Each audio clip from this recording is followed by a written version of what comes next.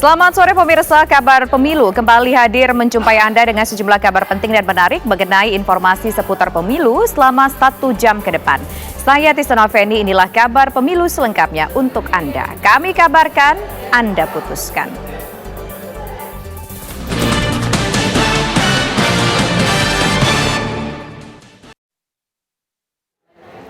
Menjelang pencoblosan pada 14 Februari 2024 mendatang, upaya menggunakan teknologi artificial intelligence mulai digunakan untuk menarik simpati pemilih. Dengan teknologi AI, video Presiden kedua Soeharto dihidupkan kembali untuk mengajak warga memilih Partai Golkar dalam pemilu mendatang. Bismillahirrahmanirrahim. Pada 14 Februari 2024, kita akan berkumpul untuk menentukan nasib bangsa kita. Kita akan memilih wakil rakyat yang memiliki kemampuan untuk mendengar dan mewujudkan aspirasi masyarakat. Saya, Presiden Soeharto, Presiden Indonesia yang kedua, mengajak Anda untuk memilih wakil rakyat dari Golkar yang bisa melanjutkan mimpi saya tentang kemajuan Indonesia, termasuk melawan mafia penimbun beras. Video Presiden kedua Soeharto dengan teknologi artificial intelligence ini pertama kali diunggah di akun media sosial Wakil Ketua Umum Partai Golkar dan juga Wakil Ketua Tim Kampanye Nasional TKN Prabowo Gibran, Erwin Aksa. Pada tanggal 14 Februari, dalam video ini, Presiden Soeharto versi AI mengajak para pemilih untuk datang ke tempat pemungutan suara TPS pada tanggal 14 Februari 2024 mendatang dan memilih Partai Golkar. Dalam pernyataannya, Presiden Soeharto versi AI ini mengajak masyarakat untuk bersama-sama membangun dan mencapai mimpi Indonesia maju. Impian saya adalah membangun Indonesia yang maju dan sejahtera. Impian itu diwujudkan melalui pembangunan infrastruktur. Selain menegaskan cita-cita untuk memajukan dan mensejahterakan kehidupan bangsa, Presiden Soeharto versi AI ini juga mengapresiasi sejumlah kemajuan.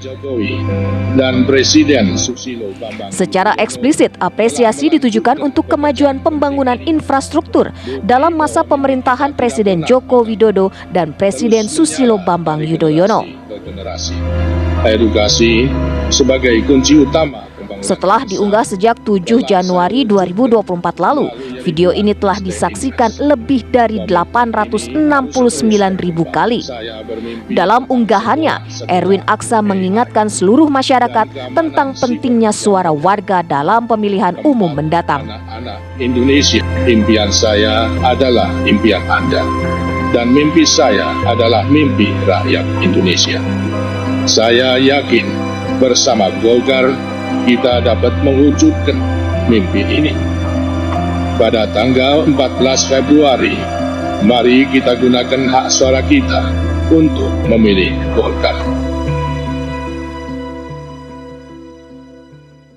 Ke kabar selanjutnya, hari ini PDI Perjuangan menggelar hari ulang tahun ke-51 dengan mengusung tema Satyam Eva Jayate, kebenaran pasti menang. Acara dibuka dengan pidato politik Ketua Umum PDI Perjuangan Megawati Soekarnoputri dan tanpa dihadiri Presiden Joko Widodo yang tengah melaksanakan tugas negara ke Filipina.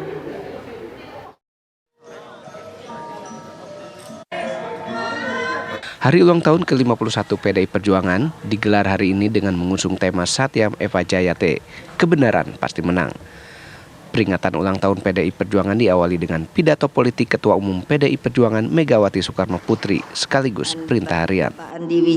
Perayaan ini dilakukan secara hybrid, struktural partai sebanyak 1,2 juta pengurus, 128 anggota DPR RI, serta sejumlah kader PDI Perjuangan lainnya hadir secara online.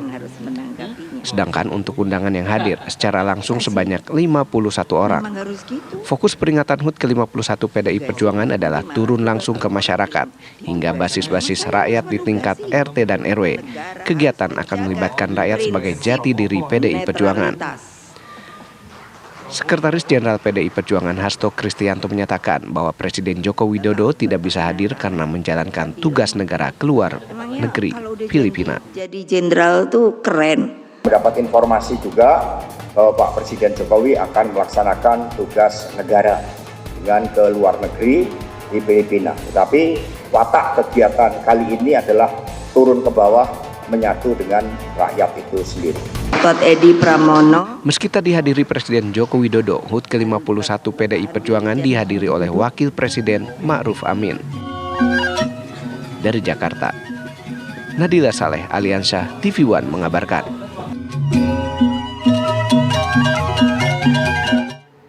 Dalam pidatonya, Ketua Umum PDI Perjuangan Megawati Soekarnoputri salah satunya pemirsa menyinggung peran pejabat pemerintahan dan elit politik ke partainya.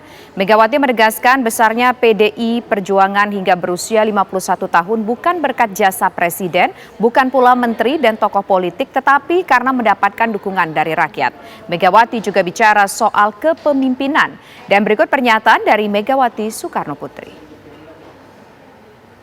Tidak pernah menyerah, serta dapat tumbuh dimanapun. Ia mampu tumbuh di gunung, di tanah gersang, subur, dan sampai juga di laut. Jangan lupa, di laut ada namanya akar rumput laut. Rumput memiliki daya survival yang tinggi, sehingga meskipun dibakar, dipotong, dimatikan, dicabut, tetap akan selalu tumbuh karena akarnya selalu siap untuk tumbuh kembali. Tolong ingat, itulah rakyat. Akar rumput itu selalu bergandengan dengan erat. Kalau kita lihat, rumput tidak pernah sendiri loh. Mereka berhimpun, menjalin satu dengan satu. Yang ini dicabut, yang ini merana, tapi tidak mati. Dengan erat, kokoh, kuat, dan sama dengan akar rumput di PDI Perjuangan, mengakar dan solid bergerak. Karena itulah betapa pentingnya turun ke bawah, ke akar rumput, ke rakyat. Perkuatlah akar rumput, sebab itulah kekuatan real kita. Camkan hal ini sebagai sebuah nafas kontemplasi kita. 51 tahun kita bisa menjadi begini, bukan karena elit, bukan karena presiden, bukan karena menteri, tapi karena rakyat yang mendukung kita. Presiden Joko Widodo pemirsa bersama rombongan terbatas melakukan kunjungan kerja ke beberapa negara ASEAN. Presiden beserta rombongan berangkat dari Lanut Halim Perdana Kusuma dan akan kembali ke Indonesia pada tanggal 14 Januari mendatang. MD memenuhi 3 syarat sebagai pemimpin. Saya sebagai ketua umum partai, karena rule of the games dari pemilu itu kan partai yang harus memilih calon. Nah, ini kebetulan calon ada 3, dan saya ditugasi oleh Kongres Partai sebagai ketua umum untuk memilih nanti calonnya. Nah, saya selalu kerja ke beberapa negara ASEAN. Negara ASEAN yang dituju Presiden Jokowi yakni Filipina, Vietnam, dan Brunei Darussalam. Ada sejumlah alasan Presiden Jokowi berkunjung ke 3 negara tersebut. Filipina merayakan 75 tahun hubungan diplomatik. Kemudian Vietnam merupakan salah satu mitra strategis perdagangan Indonesia yang pencapaian target perdagangannya juga semakin tahun semakin baik, sehingga kita ingin membicarakan target pencapaian untuk perdagangan yang lebih baik lagi. Dan terakhir, memang kunjungan ini karena ada undangan dari Sultan Hasanatokiyah untuk perkawinan anaknya Pangeran Matin. Kunjungan kerja Presiden Jokowi ke 3 negara ini akan berlangsung selama 5 hari dan akan tiba kembali ke Indonesia pada tanggal 14 Januari mendatang. Dari Jakarta, Haidar Faisal, TV One mengabarkan. Pemirsa, kabar pemilu akan segera kembali dengan informasi mengenai kabar calon presiden yang terus melakukan manuver kampanyenya di sejumlah lokasi di tanah air. Selengkapnya sesaat lagi. Pemirsa, hari ini PDI Perjuangan merayakan ulang tahun ke-51 dengan tema HUT partai berlogo kepala banteng ini, yaitu Satyam Eva Jayate atau kebenaran pasti menang. Untuk mengetahui perkembangan terbaru dari HUT PDIP ini telah bergabung bersama kami ada reporter TV One Ikra Anggana dari Lenteng Agung, Jakarta, tempat diberlangsungkannya HUT PDIP. Silakan Ikra. Ya, selamat siang Tisa dan juga pemirsa. Baru saja usai, tepatnya pada pukul 13.45 waktu Indonesia Barat, perayaan HUT ke-51 PDI Perjuangan di sekolah partai PDI Perjuangan di Lenteng Agung, Jakarta Selatan. Memang yang berbeda dari tahun ini dan tahun sebelumnya, perayaan HUT PDIP tahun ini berlangsung secara sederhana. Tadi Ketua Umum PDI Perjuangan Megawati Soekarno Putri sempat memotong tumpeng dan memberikan potongan pertama tumpeng kepada Wakil Presiden Republik Indonesia yang hadir dalam acara ini, yaitu Kiai Haji Ma'ruf Amin. Dalam kesempatan ini, Megawati juga sempat berterima kasih kepada Ma'ruf Amin ini yang bersedia hadir dalam perayaan HUT ke-51 PDI Perjuangan yang diselenggarakan pada setiap tanggal 10 Januari 2024. Tadi juga setelah melakukan potong tumpeng seperti biasa, Ketua Umum PDIP Megawati Soekarno Putri ini melakukan orasi ataupun pidato politiknya. Dari beberapa poin menarik dari pidato politik Megawati Soekarno Putri ini antara lain dirinya mengajak kepada seluruh kader dan juga masyarakat yang mendukung PDIP dalam kontestasi Pilpres 2024 untuk semakin dekat, merasakan kedekatan kepada rakyat. Karena memang PDIP sendiri ini partai yang sudah berdiri selama 51 tahun ini berasal dari rakyat dan memang besar karena rakyat. Tadi juga ada beberapa kutipan ataupun ungkapan menarik dari Ketua Umum PDIP Megawati Soekarno Putri, di mana memang diketahui dalam acara ini tidak dihadiri oleh Presiden Joko Widodo yang sedang melakukan kunjungan luar negeri ke beberapa negara seperti Filipina, Vietnam, dan juga Brunei Darussalam sampai tanggal 14 Januari 2024 mendatang. Di mana tadi sebagai partai pemenang pemilu 2 kali berturut-turut dan sedang berjuang untuk melakukan hat-trick, Megawati mengajak kader partai untuk memperkuat kedekatan dengan rakyat, khususnya akar rumput.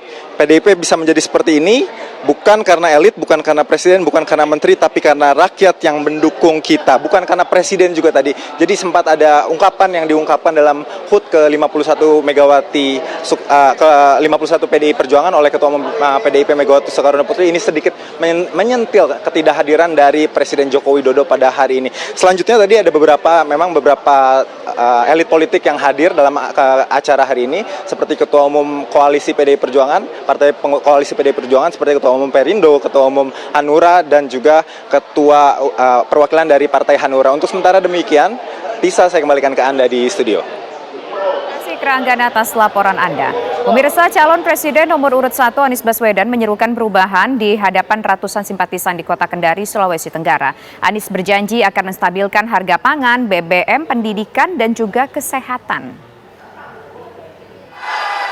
Calon Presiden nomor urut 1 Anies Baswedan melakukan kampanye di Kota Kendari, Sulawesi Tenggara. Dalam agendanya, Anies menemui ratusan relawan dan milenial bersama tim pendukung dari partai koalisi. Di hadapan pendukungnya, Anies menyerukan perubahan untuk seluruh rakyat Indonesia. Ia akan menstabilkan harga sembako, BBM, dan tentunya memperhatikan dunia pendidikan dan kesehatan. Anies juga menyinggung biaya hidup mahal, apalagi sulitnya mendapat solar bagi nelayan dan mahalnya pupuk bagi petani. Oleh karena itu, pihaknya akan membantu para petani dalam penyediaan pupuk termasuk mensejahterakan hidup mereka. Anies juga melakukan belusukan di Pasar Panjang untuk bertatap muka dengan para pedagang dan berdialog dengan para buruh dan nelayan di salah satu warung kopi. Dari Kendari, Sulawesi Tenggara, Erdika Mukdir, TV One mengabarkan.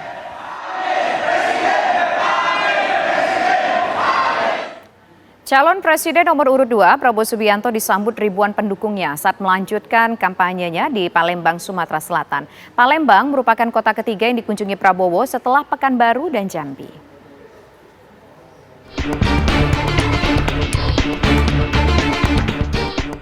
Suasana emosional ini terjadi dalam tur kampanye calon Presiden Prabowo Subianto di Provinsi Jambi Selasa kemarin. Calon Presiden nomor urut 2 ini memeluk seorang anak dari pendukungnya yang sangat antusias untuk bertemu. Kunjungan Prabowo di Provinsi Jambi ini merupakan bagian dari tur kampanye Prabowo di 3 kota di Pulau Sumatera, yakni Pekanbaru Riau, Jambi, dan Palembang, Sumatera Selatan. Di Provinsi Jambi, Prabowo hadir untuk menghadiri acara silaturahmi dan deklarasi DPW Paguyuban Keluarga Besar Puja Kesuma Provinsi Jambi. Dalam acara yang digelar di Abadi Convention Center ini, Prabowo disambut dengan upacara adat yang diiringi dengan tarian. Prabowo lalu dipakaikan baju lurik asli Jawa lengkap dengan pelangkon di kepala. Saat memasuki gedung, ribuan pendukung yang sudah menunggu Prabowo langsung berteriak histeris. Mereka berebutan menyalaminya dengan mengambil foto. Selepas dari Jambi, Prabowo melanjutkan kampanyenya di kota Palembang, Sumatera Selatan. Di kota ketiga ini, ribuan pendukungnya menyambut antusias Prabowo yang menyapa dari atas mobil dan membagi-bagikan kaos sebagai souvenir. Di Palembang, Prabowo menghadiri silaturahmi nasional 2024 bersama jaringan santri Indonesia JSI di Kemacetan Gandus, kota Palembang. Prabowo mengenakan baju safari coklat, menyapa para santri yang memadati kawasan wisata agama Al-Quran Al-Akbar. Tim TV One mengabarkan.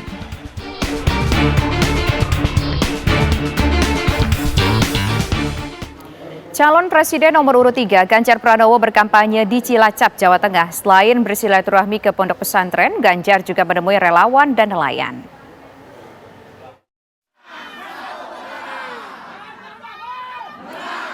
Usai berkunjung ke pondok pesantren Al-Ihya Ulumuddin Cilacap, Ganjar menemui ratusan nelayan dan relawan untuk berdialog dan mendengar keluhan dari para nelayan.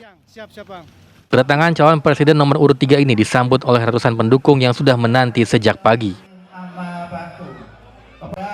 Di hadapan para nelayan, mantan gubernur Jawa Tengah itu menyinggung banyaknya penangkapan ikan ilegal yang terjadi di perairan Indonesia, sehingga hal itu banyak merugikan nelayan Indonesia. Ganjar pun berjanji akan menguatkan pengawasan dan penjagaan laut Indonesia serta memberikan sanksi tegas kepada para pelaku penangkapan ikan ilegal. Banyak sumber daya kelautan kita, wabil khusus perikanan juga diambil orang. Ada namanya penangkapan ikan secara ilegal. Setuju tak? Maka saya setuju sama kayak Bu Susi dulu, nyolong, tenggelamkan. Tapi untuk menenggelamkan itu kita harus tahu yang nyolong yang mana. Maka mesti ada patroli kekuatan. Ikan di sebelah sana. Selain menemui nelayan, dalam kesempatan itu Ganjar juga menyoroti ketidakhadiran Presiden Joko Widodo dalam HUT PDI Perjuangan hari ini. Menurutnya, ia menghormati keputusan Presiden yang tidak bisa hadir karena melaksanakan tugas negara. Dari Cilacap, Jawa Tengah, Ian Sutriana, TV One mengabarkan. Apa saja pemirsa kegiatan kampanye Capres-Cawapres hari ini, kabarnya akan kami hadirkan secara langsung dari sejumlah titik sesaat lagi. Tetaplah bersama kami kabarkan, Anda putuskan. Mendekati Pilpres 2024, para kandidat Capres dan Cawapres terus berkampanye di sejumlah daerah. Cawapres nomor urut 1, Muhaimin Iskandar, pagi ini menyapa ribuan relawan pendukung Amin di Surabaya, Jawa Timur. Sementara Capres nomor urut 2, Prabowo Subianto berada di Jakarta berkantor di Kementerian Pertahanan. Dan Ganjar Pranowo selaku Capres nomor urut 3 hari ini berada di Brebes bertemu dengan petani bawang merah. Lantas seperti apa agenda lebih detailnya pemirsa dari masing-masing calon presiden dan juga calon wakil presiden ini, pemirsa kami ajak Anda menuju ke Tri Handoko, rekan kami, kontributor TV One yang saat ini berada di Brebes, Jawa Tengah untuk mengabarkan agenda Ganjar Pranowo di sana. Silakan Tri Handoko. Pemirsa TV One dimanapun Anda berada, bahwa pada hari ini, siang ini, calon presiden nomor urut 3 Ganjar Pranowo akan melakukan kampanye di Kabupaten Brebes. Salah satu tempat pertama yang akan dikunjungi adalah lahan persawahan yang ada di Desa Kertabusuki, Kecamatan Wanasari, Kabupaten Brebes, di mana nantinya Ganjar pada pukul sekitar 15.30 nanti akan bertemu dengan para petani bawang merah dan kelompok tani desa setempat. Selanjutnya nanti Ganjar Pranowo akan melakukan kampanyenya di Desa Kalilingi, Kecamatan Brebes, di mana Ganjar nantinya akan bertemu dengan para nelayan yang ada di Desa Kalilingi.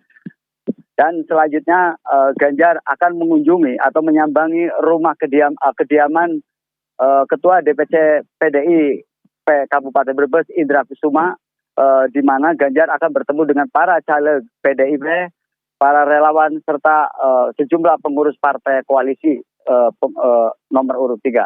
Selanjutnya pada pukul 18.30 direncanakan Ganjar akan bertemu dengan para buruh di Kabupaten Brebes, sekaligus Ganjar akan melakukan pertemuan dengan para buruh sebelum nantinya melanjutkan perjalanan ke Kabupaten Tegal. Tapi perlu diketahui bahwa persiapan menjelang kedatangan Ganjar, para petani bawang merah di Kabupaten Brebes sudah berada di sejumlah titik meskipun belum masuk ke lokasi karena mungkin masih dengan kondisi yang panas. Bagi petani Kabupaten Brebes yang perlu diketahui adalah bahwa sosok Ganjar Pranowo itu bukanlah nama yang asing. Karena bagaimanapun Ganjar adalah Gubernur Jawa Tengah selama 2 periode atau 10 tahun. Terima kasih Tri Handoko mengabarkan langsung dari Brebes, Jawa Tengah. Dan pemirsa, kami juga nanti akan mengajak Anda untuk melihat laporan dari masing-masing rekan kami. Ada Adi Mulya, kemudian juga ada beberapa titik lainnya, yaitu ada Margareta yang saat ini berada di Kementerian Pertahanan untuk mengabarkan agenda dari Prabowo Subianto. Silakan Margareta. Ya, selamat siang Tisa dan juga pemirsa. Betul sekali, saat ini saya mengabarkan langsung dari Gedung Kementerian Pertahanan. Dan untuk agenda Menteri Pertahanan sekaligus Capres nomor urut 2 Prabowo Subianto, hari ini bersama Menko Bidang Perekonomian Erlangga Hartarto menghadiri acara seminar nasional strategi perlindungan kawasan Pulau Jawa melalui pembangunan tanggul pantai dan tanggul laut atau Giant Seawall. Nah, dalam agendanya ini pemirsa, Menhan Prabowo dan juga Menko Perekonomian Erlangga Hartarto membahas isu terkait pembangunan Giant Seawall yang digadang sebagai solusi dari penurunan permukaan tanah dan juga kenaikan air laut yang berlangsung di Hotel Kempinski, Jakarta Rabu pagi tadi. Dan dari pantauan tim kami ini, Prabowo hadir atau tiba pada pukul 10 pagi dan langsung disambut oleh Menko Perekonomian Erlangga Hartarto serta jajaran menteri lainnya. Acara diawali dengan sambutan Menko Perekonomian yang mengatakan pembangunan Giant Seawall ini sangat penting karena mengingat ancaman dari abrasi air laut dan juga bisa berpotensi merugikan perekonomian dengan jumlah yang tidak sedikit pemirsa. Diperkirakan untuk daerah Jakarta sendiri ini kerugiannya mencapai 2,1 triliun per tahun. Dan selain itu pemirsa, Giant Seawall nantinya akan dibangun perdana di kawasan Jawa Tengah. Selain itu, Prabowo juga menugaskan Universitas Pertahanan untuk melakukan riset mendalam atau kajian mendalam serta menjalani pilot project, salah satunya membangun kawasan rumah yang murah. Nah, diketahui juga dalam seminar tersebut pemirsa turut hadir Menteri Perdagangan Zulkifli Hasan, Mendagri Tito Karnavian serta Menteri RT Hadi Cahyanto.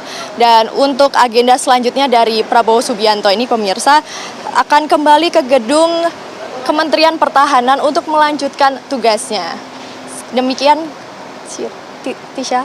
Baik, terima kasih Margarita Novita atas laporan Anda langsung dari kantor Prabowo Subianto di Kementerian Pertahanan. Selanjutnya kita akan menuju ke rekan kami ada Adi Mulya untuk mengabarkan agenda kampanye dari Caimin di Surabaya, Jawa Timur. Silakan Adi Mulya. Ya baik, selamat sore Tisa Noveni dan juga pemirsa. Memasuki awal tahun 2024, calon Wakil Presiden Muhaymin Iskandar atau Gus Imin mengunjungi Jawa Timur dan rencananya di pekan ini akan menghabiskan masa kampanye di Jawa Timur. Dan hari pertama kampanye di Jawa Timur telah mengunjungi Surabaya tadi pagi. Agenda pertamanya di Arena DBL, kemudian disambut meriah oleh relawan dan juga para pendukungnya. Ribuan orang tumpah ruah ke DBL. Di sana ia menyampaikan segala macam visi misinya. Para relawan dan juga partai pendukung juga turut hadir. Ada pula kemudian Yusuf Kala yang mendampingi kampanye hari ini. Dan Gus Muhaymin sendiri menyampaikan orasi-orasinya jika di Jawa Timur sendiri ia sangat percaya diri. Dia akan mendulang suara di Jawa Timur dan tim pemenangannya di Jawa Timur akan mengusahakan semaksimal mungkin agar suaranya di Jawa Timur memenangkan dalam konsentrasi politik pemilihan presiden dan wakil presiden pada tahun 2024 ini. Setelah di pagi hari kemudian di Arena DBL, Gus Muhaimin kemudian bertolak ke sebuah hotel di Surabaya. Di sana ia mengadakan dialog kebangsaan dan juga kewirausahaan bersama dengan para pengusaha se-Jawa Timur. Di sini juga masih didampingi oleh Yusuf Kala, yang mana Yusuf Kala juga memiliki background atau latar belakang dari wirausahawan itu sendiri. Untuk saat ini memang agendanya sedang beristirahat sebelum nantinya Tisa dan juga pemirsa nanti malam akan ada agenda biasa yang biasa dilakukan oleh Gus Muhaimin di masa kampanye, yaitu Slepet Imin. Sekitar pukul 7 hingga 9 malam nanti Gus Muhaimin Iskandar akan mengadakan Slepet Imin di Surabaya bersama masyarakat Surabaya. Di sini masyarakat Surabaya bisa menyampaikan aspirasinya bila mana nanti Gus Muhaimin Iskandar terpilih sebagai Wakil Presiden Republik Indonesia di tahun 2024. Untuk sementara demikian, kami kembalikan kepada Anda di studio. Baik, terima kasih Adi Mulya. Sebelumnya ada Margareta Novita dan juga Trihandoko. Dan pemirsa, Anies Baswedan dan Ganjar Pranowo dilaporkan ke Bawaslu terkait kritik terhadap Prabowo dalam debat Pilpres ketiga Minggu malam lalu. Kabarnya usai jeda berikut. Pemirsa, pernyataan Anies Baswedan yang mengkritik Prabowo Subianto dalam debat Pilpres ketiga berlanjut panjang. Calon Presiden nomor urut 1 tersebut dilaporkan ke Badan Pengawas Pemilu Republik Indonesia.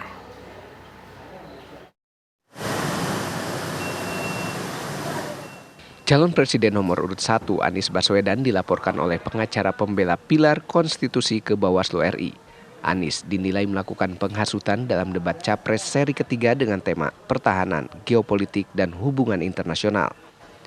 Menurut pelapor, tidak semua data terkait pertahanan negara dapat diungkap kepada publik karena bisa membahayakan.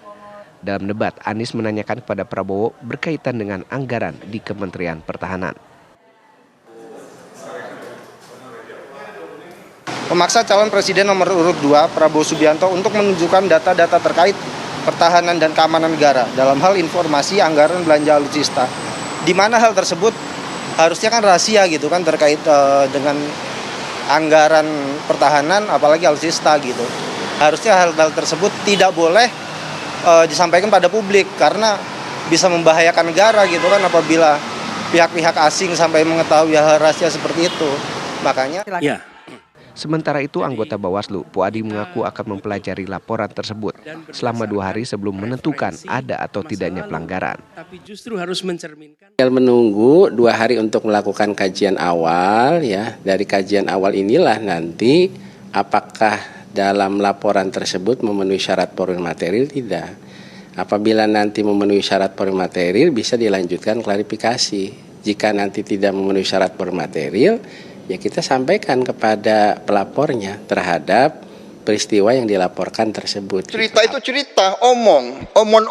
Bawaslu juga menyatakan jika memenuhi syarat bermaterial, maka Bawaslu akan menyampaikannya ke pihak terlapor. Sekarang melihat ke Indonesia.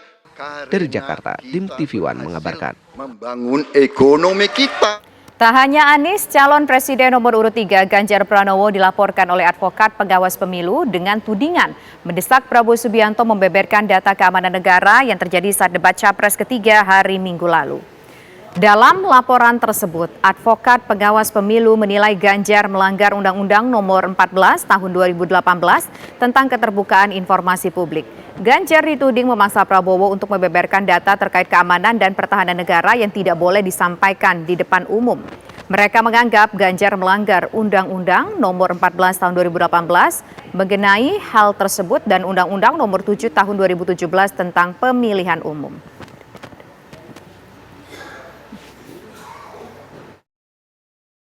Advokat pengawas pemilu disingkat Awaslu hari ini melaporkan Capres nomor urut 03 Ganjar Pranowo yang di dalam debat Capres ketiga dia memaksa, mendesak dan menekan Menteri Pertahanan Republik Indonesia Prabowo Subianto untuk membuka sesuatu yang kami anggap data-data dan informasi penting terkait dengan rahasia negara yang tentu saja itu berisi dengan tingkat kekuatan militer dan kelemahan negara Indonesia yang kalau seandainya itu terbuka dan diketahui publik, itu sangat mungkin akan menyebar ke seluruh dunia dan kekuatan pertahanan Indonesia akan diketahui oleh negara lain. Ketua Umum Partai Solidaritas Indonesia Kaisang Pangarep bersilaturahmi ke kantor pengurus wilayah Nahdlatul Ulama DKI Jakarta. Kaisang tiba di kantor PWNU DKI Jakarta bersama istrinya Erina Gudono serta sejumlah kader PSSI.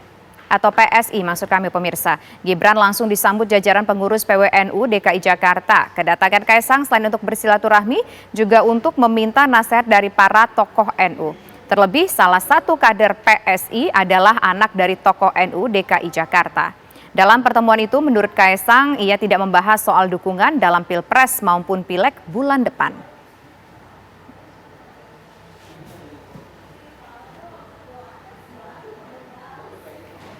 Informasi penting lainnya masih akan kami hadirkan di Kabar Pemilu. Kami kabarkan, Anda putuskan.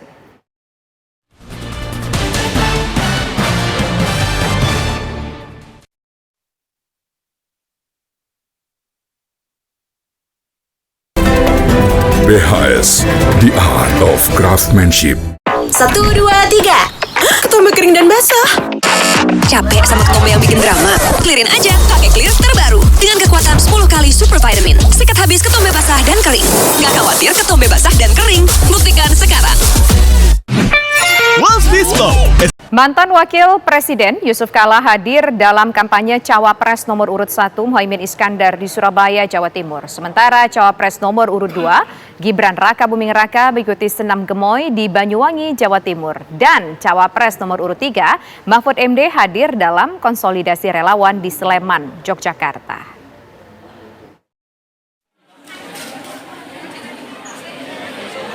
Ribuan kader Partai Kebangkitan Bangsa dan partai pendukung pasangan Amin serta relawan pemenangan Amin memenuhi gedung DBL Arena Surabaya untuk menyambut kehadiran calon wakil presiden Muhaimin Iskandar pada Rabu pagi. Caimin hadir bersama mantan wakil presiden Yusuf Kala, mantan ketua MK Hamdan Zulfa serta para pengurus dan anggota DPR dari PKB. Caimin menyampaikan apresiasinya atas dukungan Yusuf Kala yang dinilai bisa menambah semangat bagi relawan Amin. Sementara dalam orasinya, Muhaimin kembali menekankan soal kesejahteraan guru dan petani yang akan menjadi salah satu program kerja pasangan Amin.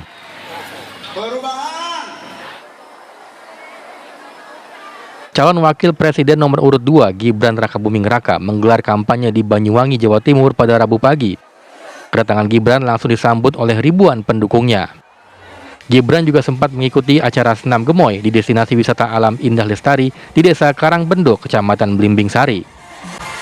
Melihat antusiasme warga, Gibran meminta para pendukungnya menjaga suara untuk kemenangan Prabowo Gibran. Wali Kota Solo itu meminta para pendukungnya menggaungkan program Capres-Cawapres nomor urut 2, salah satunya program makan siang gratis untuk anak-anak. Calon Wakil Presiden nomor urut 3 Mahfud MD menghadiri konsolidasi dengan tim pemenangan daerah dan relawan di Yogyakarta. Konsolidasi dengan tim pemenangan daerah dan relawan se-Yogyakarta berlangsung di Hotel Royal Ambarukmo pada Selasa malam. Mahfud MD menyebut Yogyakarta menjadi salah satu lumbung suara pasangan Ganjar Mahfud sehingga dirinya optimis menang di daerah istimewa Yogyakarta. Tim TV One mengabarkan. Sejumlah relawan melakukan sosialisasi untuk mendukung pasangan Anies Muhaimin. Sementara puluhan kiai mendeklarasikan dukungan untuk Prabowo Gibran. Relawan Ganjar melakukan perbaikan jalan untuk dilalui oleh warga.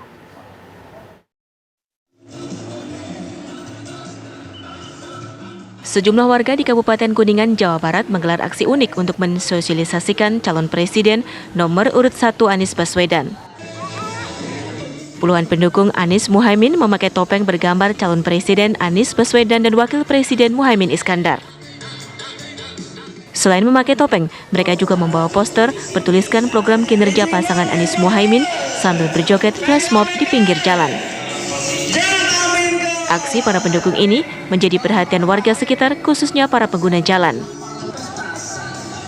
Kegiatan ini dilakukan oleh para caleg serta pengurus Partai Kebangkitan Bangsa PKB.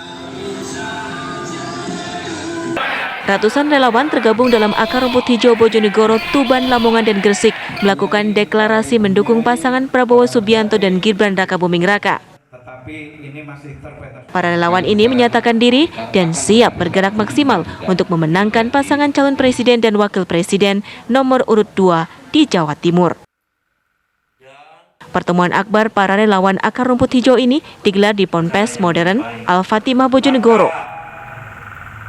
Para relawan merupakan perwakilan para kiai dan bunyai pemilik pengasuh ponpes di wilayah Bojonegoro, Lamongan, Tuban, dan Gresik. Sejumlah warga di Desa Tonasa, Kecamatan Tombolopao, Kabupaten Goa, Sulawesi Selatan, bergotong royong memperbaiki akses jalan yang setiap hari mereka lalui.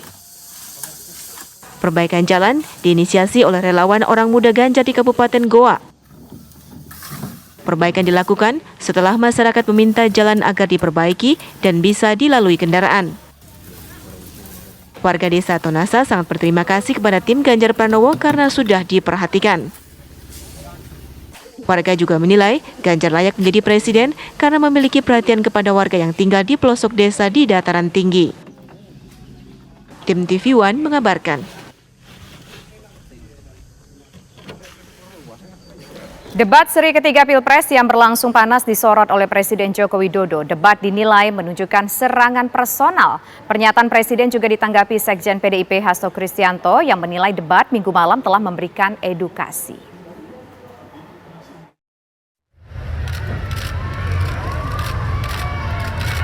Debat Capres Minggu malam mendapat sorotan dari Presiden Joko Widodo. Menurut Jokowi, debat ketiga itu tidak menunjukkan substansi dan visi dari masing-masing calon presiden. Presiden juga menyebut ada serangan secara personal dan tidak terkait isu pertahanan, geopolitik, dan hubungan internasional. Mari kita bicara data yang benar. Saya melihat substansi dari visinya malah tidak kelihatan. Yang kelihatan justru saling menyerang, yang sebetulnya nggak apa-apa, asal kebijakan, asal policy, asal visi yang diserang, nggak apa-apa.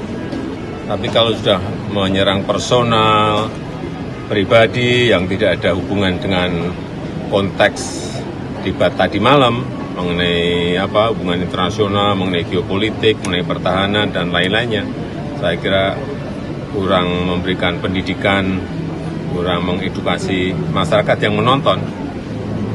Saya kira akan banyak yang kecewa, sehingga debatnya memang perlu diformat lebih baik lagi, ada rambu-rambu sehingga hidup. Saling menyerang nggak apa-apa, tapi kebijakan, policy, visinya yang diserang, bukan untuk saling menjatuhkan dengan motif-motif personal. Saya kira nggak baik dan nggak mengedukasi. Menanggapi penilaian Presiden Jokowi, Sekjen PDIP Hasto Kristianto menyebut debat Minggu malam telah memberi edukasi. Hasto juga menyinggung debat Pilpres saat Prabowo bersaing dengan Jokowi. Jadi pada debat yang lalu Pak Jokowi ketika berhadapan sama Pak Prabowo menyebutkan data-data berapa lahan yang dimiliki oleh Pak Prabowo. Itu mengedukasi. Jadi luasan lahan yang disebutkan oleh Presiden Jokowi dalam debat dengan Pak Prabowo tentang kepemilikan lahan, di mana Pak Prabowo menguasai beratus-ratus hektar, itu mengedukasi rakyat. Sehingga hal yang sama tadi malam kita lihat, itu juga semuanya, ya setiap pihak punya persepsi yang berbeda-beda. Tetapi dari media, sentimen baik sosial media, itu menunjukkan, dan juga media mainstream, debat itu ada penunjukan suatu peningkatan kualitas. Ini misalnya kita lihat apakah puas, kemudian bagaimana penilaian kandidat. Saya yakin Presiden Jokowi akan juga mengikuti hal ini. Sehingga Hasto juga sependapat dengan Presiden Jokowi agar kualitas debat Pilpres ditingkatkan, di antaranya dengan sesi khusus Capres-Cawapres untuk menyampaikan gagasan. Dari Jakarta, tim TV One mengabarkan. Informasi tadi menjadi informasi penutup kita pemirsa dalam kabar pemilu kali ini. Sesaat lagi Anda dapat menyaksikan program Ragam Perkara bersama Yohana Gabriela. Saya Tisa Noveni undur diri, terima kasih, selamat sore. Kami kabarkan, Anda putuskan. Sampai jumpa.